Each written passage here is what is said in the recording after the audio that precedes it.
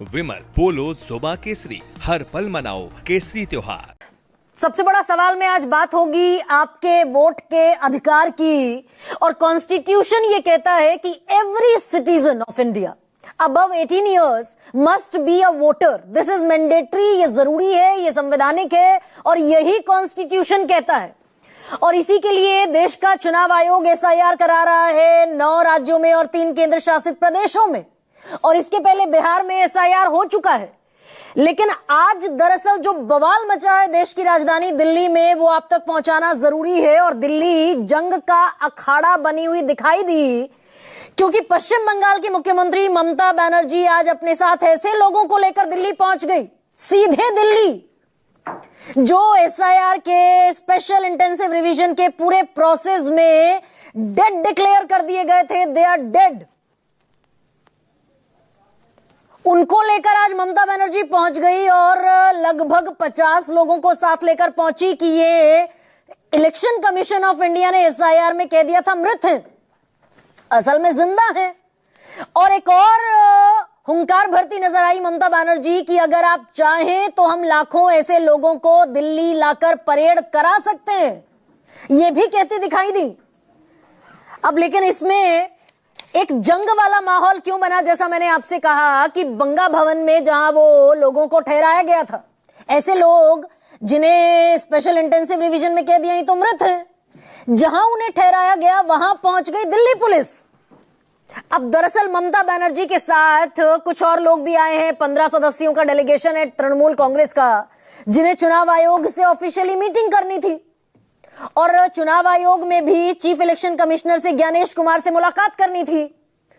तो ममता बनर्जी कहीं और थी और भागे भागे आना पड़ा उनको बंग भवन, कि ये तो दरअसल किसी के इशारे पर हो रहा है। यह इस बात का दिल्ली पुलिस को कोई इख्तियार नहीं है कि हम अपने साथ जिन लोगों को लेकर आए उनकी तलाशी ले, उनको चेक करती दिखाई दे दिल्ली पुलिस। ममता बनर्जी ने कहा कि जो लोग जिंदा हैं एसआईआर में उन्हें मृत घोषित कर दिया गया, आम जनता को परेशान किया जा रहा है। मैं सबको लेकर नहीं आ सकती, लेकिन बहुत सारे लोगों को लेकर आई जिन्हें एसआईआर में मृत घोषित कर दिया। ये सारे लोग कल प्रेस के साथ मीटिंग करेंगे, मीडिया से मुखातिब होंगे, और एक आरोप हम पर भी, मीडिया के लोगों पर भी, पत्रकारों पर भी जोड़ दिया, क्योंकि दिल्ली पहुंची हुई है। ये उसी समय की मैं तस्वीरें आपको दिखा रही हूं। ये प्रेस कॉन्फ्रेंस के चीफ इलेक्शन कमिश्नर से मुलाकात के बाद की तस्वीरें हैं। सारे लोग काला कपड़ा पहने हुए नजर आए, इस पर भी अभी आने वाली हूं। तो हम लोगों को, पत्रकारों को भी आईना दिखाती नजर आई ममता बनर्जी कि आप लोग तो दरअसल दिल्ली का प्रेस तो गोदी मीडिया है, आप लोग तो सच दिखाते नहीं। और फिर खुद ही कहती दिखाई दी, जाने दो, थैंक यू ऑल। तो दरअसल सच नहीं दिखाते, ये तोहमत मंडकर जब ममता बनर्जी यहां से पहुंची सीईसी से मिलने, चीफ इलेक्शन कमिश्नर से मिलने, तो मिलने के बाद क्या कहती दिखाई दी कि चुनाव आयोग जैसा अभी का है वैसा मैंने अपने पूरे राजनीतिक जीवन में नहीं देखा। मैं लंबे समय से दिल्ली की राजनीति में हूं, 4 बार की मंत्री हूं, 7 बार की सांसद हूं, मैंने ऐसा अहंकारी और झूठा चुनाव आयुक्त कभी नहीं देखा। मैंने उनसे कहा कि मैं आपकी कुर्सी की इज्जत करती हूं, लेकिन कुर्सी स्थायी नहीं होती, आपको जाना होगा। बंगाल के लोगों को निशाना बनाया जा रहा है। और एक डेटा सामने रख दिया ममता बनर्जी ने, और ये बड़ा महत्वपूर्ण डेटा है भाई। किसी राज्य की मुख्यमंत्री ये कहती दिखे अगर कि 2 करोड़ लोगों के नाम वोटर लिस्ट से हटा दिए, मैं दिल्ली लाखों लोगों को लेकर आ सकती हूं और किसी के भी सामने परेड करवा सकती हूं, सीसी ज्ञानेश कुमार को जवाब देना पड़ेगा, यह भी कहती दिखी ममता बनर्जी। और कुछ संस्थाएं हैं जिनके सामने हम आवाज उठा सकते हैं, लेकिन जैसे ही हम दिल्ली पहुंचे वैसे ही हमारे लिए ब्लैक कारपेट बिछा दिया गया। दिल्ली पुलिस के जवानों को तैनात कर दिया गया, वो कमरों की चेकिंग कर रहे हैं, ये देखने के लिए तलाशी ले रहे हैं कि कौन आया है, किसी के इंस्ट्रक्शन पर यह हो रहा है, और ऐसा करने का उन्हें हक नहीं है। जबरदस्त आज बवाल मचा। मैं सबसे पहले सुनाती हूं आपको ममता बनर्जी क्या कहती दिखी। माझी मंडी, माझी देखो ट्राइबल है, एससी देखिए मुर्मू है। अच्छा आपने popular Chandra ji SC SC आपने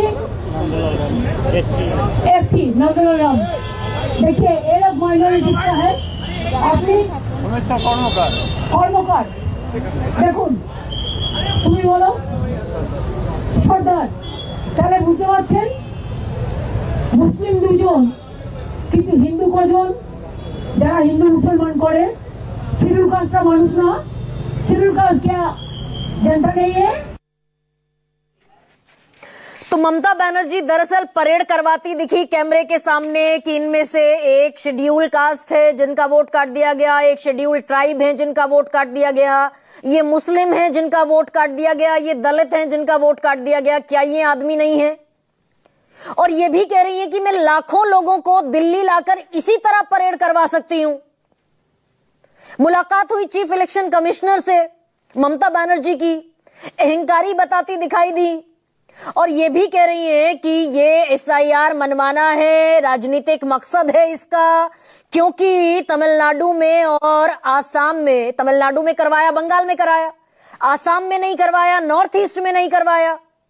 तो जो इलेक्शन बाउंड स्टेट थे, जो बीजेपी शासित राज्य हैं, वहां करवाते नहीं दिख रहे हैं, जो विपक्ष शासित राज्य है वहां एसआईआर करवा रहे हैं।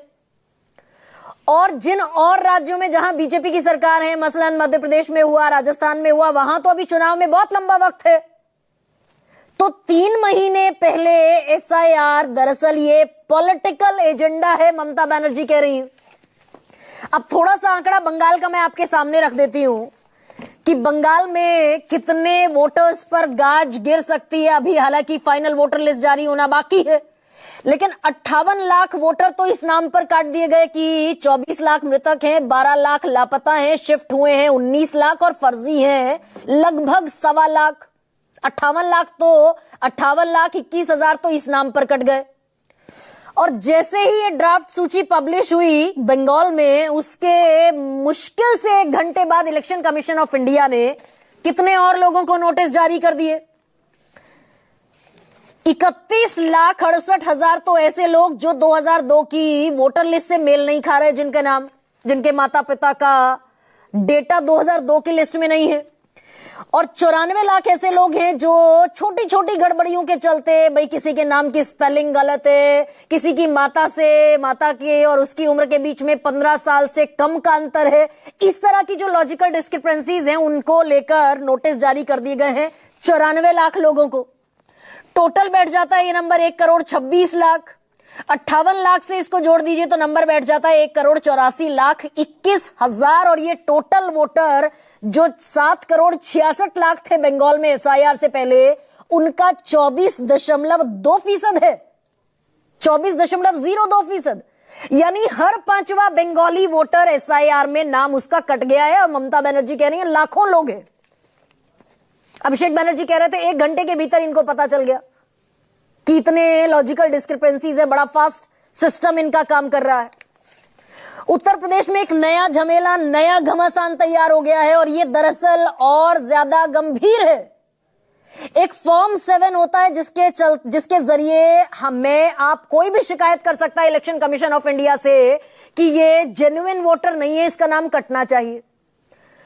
अखिलेश यादव कह रहे हैं कि वो फॉर्म 16 कहीं किसी सेंट्रलाइज्ड सिस्टम से छपे छपाए उत्तर प्रदेश में आ रहे हैं और अदृश्य ताकत है जो ये फॉर्म 7 भरकर दे रही है। भरने वाले को नहीं पता कि मैं भर रहा हूं, जिसका नाम कटने के लिए आवेदन दिया जा रहा है फॉर्म 7 के तहत, उसको नहीं पता कि मेरा नाम क्यों काटा जा रहा है। लेकिन फॉर्म 7 भरे जा रहे हैं धड़ल्ले से। 57,000, तकरीबन 57,000 से ज्यादा फॉर्म 7 भरे गए हैं 6 जनवरी से 31 जनवरी तक।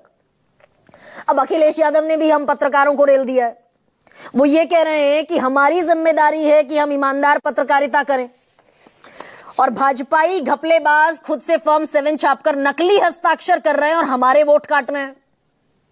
और दरअसल ऐसा होता हुआ दिखाई भी दे रहा है। महोली तहसील का एक मामला है, बीएलओ खुद कह रही है एक वोटर से कि भाई तुम्हारे नाम पर 63 फॉर्म डिडक्शन का 63 फॉर्म 7 आए हैं जिनके तहत वोटर नेम डिडक्शन की एप्लीकेशन है। वो कह रहा है मुझे पता ही नहीं जी। सुनिए जरा।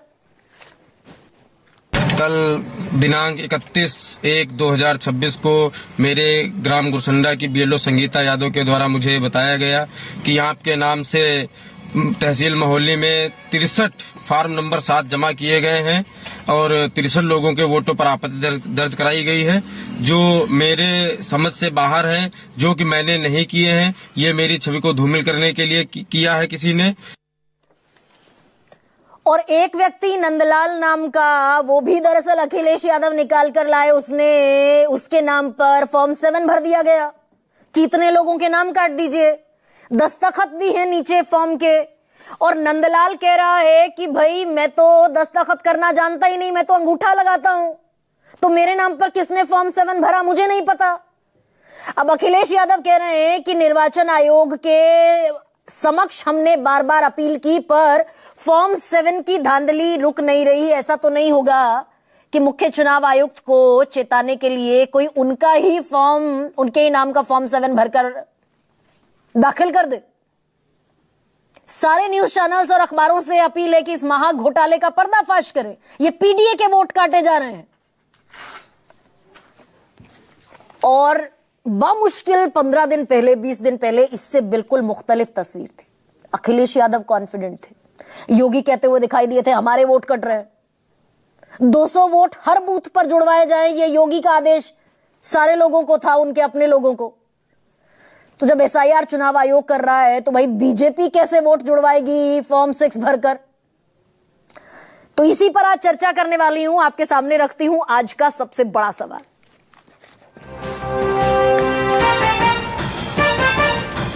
वोटर लिस्ट में मरे असल में जिंदा, तो बड़ा कमाल का खेल है। वो योगेंद्र यादव भी सुप्रीम कोर्ट में लेकर पहुंच गए थे बिहार के SIR में कि ये तो जीवित हैं। वोटर लिस्ट में मरे असल में जिंदा, ममता का आयोग पर फंदा। और दूसरा सबसे बड़ा सवाल, कौन काट रहा अखिलेश के वोट? आयोग की नीयत में खोट।